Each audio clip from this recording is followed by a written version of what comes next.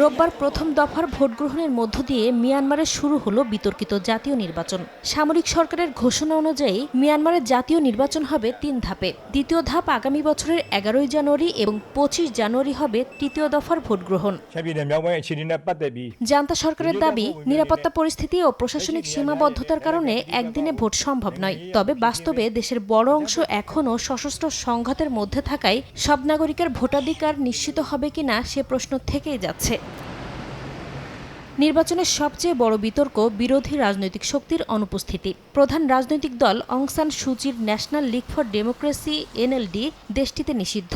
কারাগারে আছেন দলটির শীর্ষ নেতারা। নির্বাচন বর্জনের ঘোষণা দিয়েছে একাধিক দলও। ফলে ভোটের মাঠে শক্তিশালী বিরোধী না থাকায় এই নির্বাচনকে অনেকেই বলছেন নিয়ন্ত্রিত বা পূর্ব নির্ধারিত ফলের নির্বাচন। তবে ভোটে জনগণের সমর্থন রয়েছে বলে দাবি করেছে জান্তা সরকার। এদিকে আন্তর্জাতিক মহলেও এই নির্বাচন নিয়ে রয়েছে গভীর সংশয়।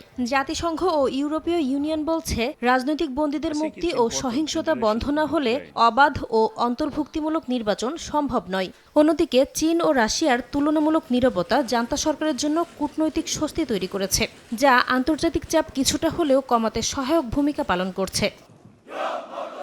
বিশ্লেষকদের মতে, সংবিধান অনুযায়ী সংসদের ২৫% আসন সেনাবাহিনীর জন্য সংরক্ষিত থাকার কারণে এই নির্বাচনের মাধ্যমে আন্তর্জাতিক চাপ সামাল দেওয়ার সঙ্গে সঙ্গে বেসামরিক কাঠামোর আড়ালে ক্ষমতা ধরে রাখার চেষ্টা করছে সামরিক সরকার। তাই নির্বাচনের পরও প্রকৃত ক্ষমতা সেনাবাহিনীর হাতেই থাকবে বলে ধারণা করছেন তারা। নাসরিন রুমি, সময় সংবাদ।